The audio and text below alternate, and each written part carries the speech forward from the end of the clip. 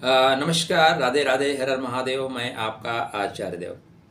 आज हम इस वीडियो पे वार्ता करने वाले हैं जो सत्ता सिंहासन के लिए जिनका जन्म हुआ है, जिन्हें ऑक्सीजन से ज़्यादा मान सम्मान की चाहत है और अपने क्षेत्र में जो जहाँ हैं वहाँ पे शीर्षस्थ पहुँचने की संभावनाएं हैं या शीर्ष पे पहुँचने की निरंतर प्रयास करते हैं और शीर्ष पे पहुँचते हैं। अब ये बात अलग है कि आप किस ट्रैक पे दौड़ रहे हैं।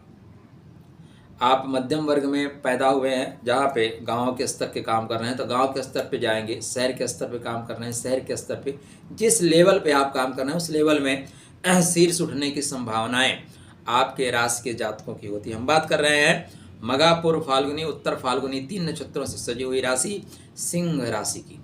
तो सिंह राशि में सूर्य नारायण राशि के अधिपति होके पंचम भाव में करने वाले हैं गोचर। ठीक, 16 दिसंबर से लेके और फिर जनवरी 14-15 जनवरी तक। तो यहाँ तक जो इनकी गोचरी स्थिति है वो क्या फल दे के जाएगी। सिंह मतलब बड़प्पन की राशि है, बड़प्पन का लगन है। तो बड़प्पन ये भी कहता है कि अभी तक आपने हमारे चैनल को सब्सक्राइब नहीं किया, आज कृपया चैनल को सब्सक्राइब करें। लगन का स्वामी पंचम भाव में जा रहा है, पूरा शरीर ही बुद्धि के घर में जा रही है। कितनी बढ़िया बात है, शरीर का स्वामी बुद्धि के घर में जा रहा है। ठीक, बेहतर परिणाम देगा।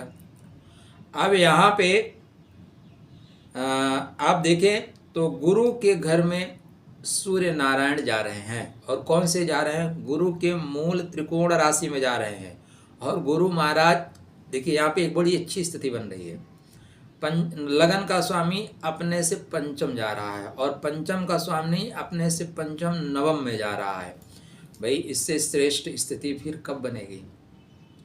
उत्तिष्ठ, जागृत, उठिए, अपने आप को समझिए, अपने आप को संभालिए। यह अवसर एक वरदान की तरह है आपके लिए, गिफ्ट परमात्मा आपको दे रहे हैं। विद्या बुद्धि के द्वारा बड़े पद की प्राप्ति, विद्या बुद्धि के द्वारा मान सम्मान की प्राप्ति। तो आपका पूरा व्यक्तित्व ही इस समय ज्ञानमय होगा। ईष्ट की कृपा आपके ऊपर होगी और जब ईष्ट की कृपा होती है, बड़े लोगों का आशीर्वाद होता है, तो छोटे मोटे काम ऐसे आंख बंद करके हो जाते हैं। तो यह जो समय है, वैसे इसको हमारे शास्त्रकार बोलते हैं खर मास। खर मास को शुभ मास नहीं माना जाता, लेकिन किस लिए? मांगलिक कार्यों के लिए। भाई, यह मास मांगलिक कार्य करने की अपेक्षा आत्मोन्नत के कार्य करने के लिए है, संसार के कार्य करने के लिए। और आपके पास 11 माह हैं। इस माह को आपको आत्मा उन्नति में लगाना चाहिए, ध्यान में, धारणा में, ध्यान में, समाधि में, पूजा पाठ, इसमें आपका जाना चाहिए। इसलिए शास्त्रकारों ने कहा इस माह का भी अगर उपयोग आप इन्हीं में करोगे तो फिर आत्मा के उन्नति के बारे में कब सोचोगे भाई। इसलिए यह जो माह है इसको खरमास बोलते हैं। दरअसल यह पूजन के लिए, आराधन के लिए। क्यों? क्योंकि जगत आत्मा सूर्य नारायण स्वतः ज्ञान के राशि धनु राशि में गोचर कर रहे हैं, गुरु से लेने जा रहे हैं ज्ञान। तो जब हमारे जीवन के जो स्रोत हैं वो स्वतः ज्ञान लेने जा रहे हैं, तो फिर हम लोगों को भी ज्ञान के मार्ग पे बढ़ना चाहिए। यहाँ पे सूर्य नारायण 3 नक्षत्रों का करेंगे भोग।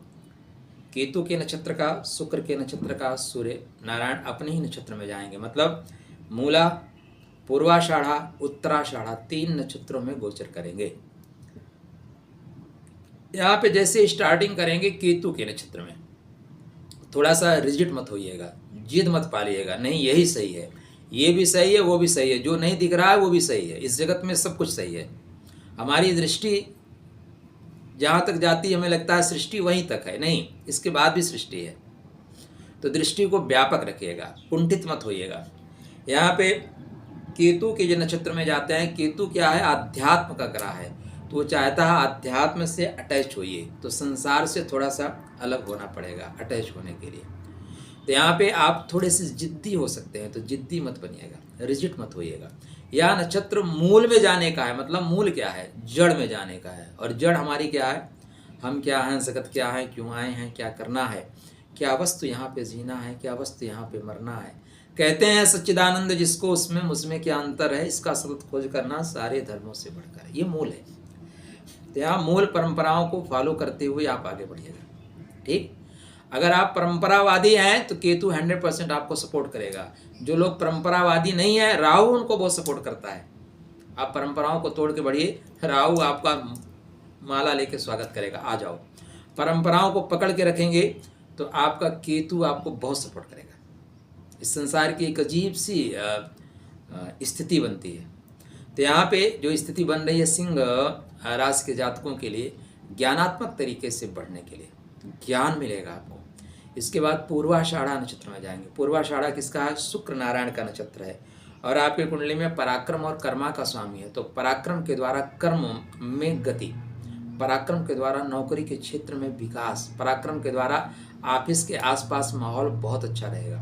इसके बाद सूर्य नारायण उत्तराषाढ़ा नक्षत्र में जाएंगे। उत्तराषाढ़ा अधिकार प्राप्ति का नक्षत्र है, कामों को बना ले जाने का नक्षत्र है। तो आप काम को बना ले जाएंगे। आवश्यकता इस बात की है कि आप अपने बर्थ चार्ट में चेक करिए सूर्य नारायण कहाँ पे है। सूर्य नारायण मजबूत है ना, एक मजबूत व्यक्ति, एक स्वस्थ व्यक्ति जो जहाँ भी जाएगा माहौल को अच्छा क्रिएट करके जाएगा। अगर अस्वस्थ है तो फिर वो कुछ ठीक नहीं कर पाएगा। एक डॉक्टर भी मरीजों का इलाज तभी कर सकता है जो पूर्णतः स्वस्थ हो। अगर वो छींकता रहेगा, खांसता रहेगा तो मरीज भी बोलेंगे यार डॉक्टर खुद बीमार है, हमें इलाज क्यों कराना। तो आपका व्यक्तित्व जो है सिंह वाला है, ठीक। इसलिए अपने आप को मेंटेन रखिए, अपने सूर्य नारायण को मजबूत करके रखिए। ओम गृह सूर्याय नमः या सूर्य के मंत्रों का कोई भी मंत्र का आप जाप निरंतर करते रहें। खासकर सूर्य मतलब इस संसार में पिता, पिता से संबंध बेहतर रखिए। आपको चमकने से कोई नहीं रोक सकता। प्रातःकाल सूर्य अगर आपको उठा रहा है तो गलत बात है, आप सूर्यदेव को उठाना शुरू करिए, चमक जाओगे। राधे राधे।